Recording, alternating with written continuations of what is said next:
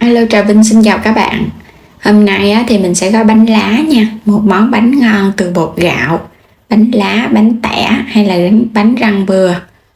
Vừa đơn giản vừa ngon. Lớp bột thì mềm mềm dai dai. Kết hợp thêm nước mắm chua ngọt nữa. Mình ăn no bụng mà không thấy ngán. Bây giờ thì mời các bạn cùng xem video nha. Đầu tiên thì mình dùng ở đây 300g bột gạo. Thì phần bột gạo các bạn dùng bột gạo lọc hay là bột gạo tẻ đều được. 50g bột năng. Bên đây mình có một chút muối, thêm dầu ăn nữa ha, cho bột nó mềm bóng. Phần nước thì mình dùng là 900ml nước.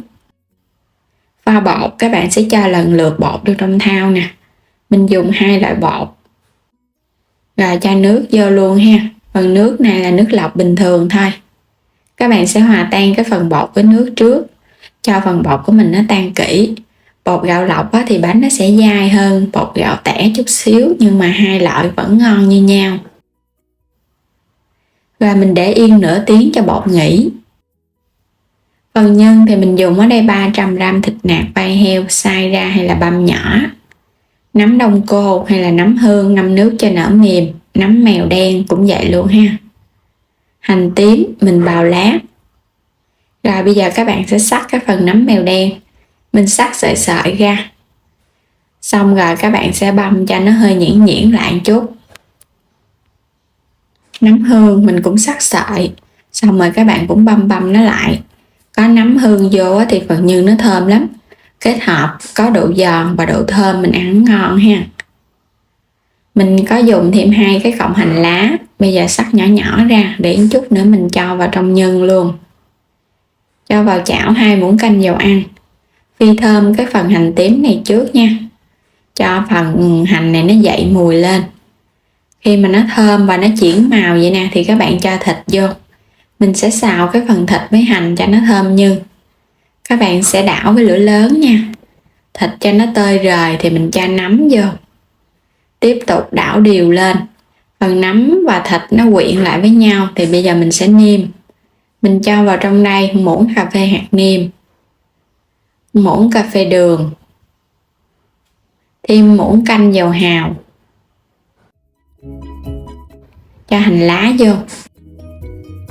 Các bạn cũng đảo đều lên nha. Phần nhân này không có cần phải chín quá, tại vì một chút mình còn hấp nữa. Cuối cùng là chút xíu tiêu xay. Đảo cho tiêu nó quyện đều vào trong nhân thịt nữa là được. Và tắt bếp mình để qua một bên. Quay trở lại thao bột mình để nửa tiếng. Bây giờ các bạn sẽ chắc cái lớp nước trong mình bỏ đi ha. Nếu mà có thời gian nhiều các bạn để lâu thì mình tẻ bột nhiều, bánh nó sẽ dai tự nhiên và nó không có bị hôi cái mùi bột nữa. Mình bỏ đi bao nhiêu thì mình bù lại bao nhiêu nước lọc. Rồi lúc này thêm muối và dầu ăn vô ha. Bột nó đã nở rồi các bạn sẽ trộn đều lên. Tại vì thời gian mà mình để cho nó nghỉ nó sẽ bị lắng ở dưới đáy, cho nên là các bạn sẽ trộn thật là đều lên cho bột và nước nó đều với nhau. Rồi mình cho hết vô trong cái chảo chống dính nè. Các bạn sẽ đi khuấy cái phần bột này cho nó đặc lại. Tại vì bột lỏng mình gói bánh đâu có được đâu. Mình phải khuấy với lửa trung bình cho nó đặc lại. Cái bước này thì khuấy đều thôi, không có sợ ốc trâu ha. Mình cứ đảo một chút xíu thì bắt đầu nó có hiện tượng đặc và hơi nặng tay rồi đó. Các bạn vẫn tiếp tục mình đảo đều, đảo đến khi nào mà cái lớp nước này nó khô lại Và lúc này thì các bạn nhớ mình đảo liên tục ha, đừng có bỏ đi.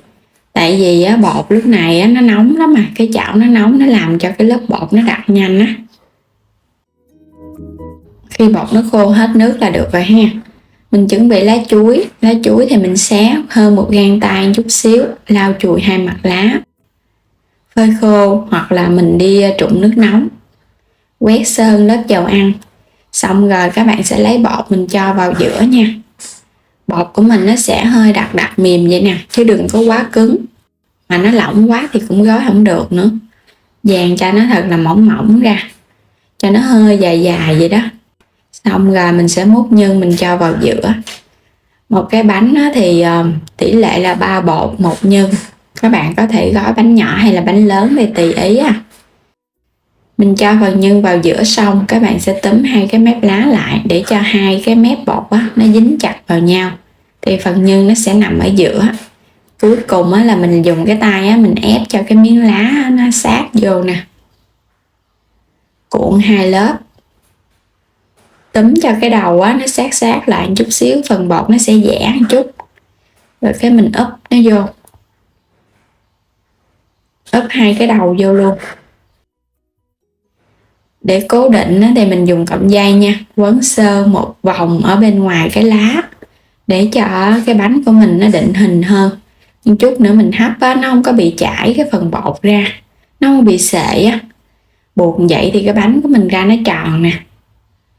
Và cuối cùng thì chốt cái mối nó lại, mình buộc thêm một vòng, mình buộc thêm một lần dây nữa ha, cho nó chặt cái mép nè. Vậy là xong rồi đó, không có cần buộc chặt tay nha, buộc hơi hơi thôi. Rồi cái chất hết vô trong cái xửng hấp. Các bạn cũng bắt sẵn nồi nước sôi để chút nữa mình tính thời gian hấp bánh cho nó dễ đó. Chất vô hết luôn ha. Bánh nhìn cũng dễ thương nữa. Rồi bây giờ bắt lên trên bếp, mình sẽ đi hấp nè.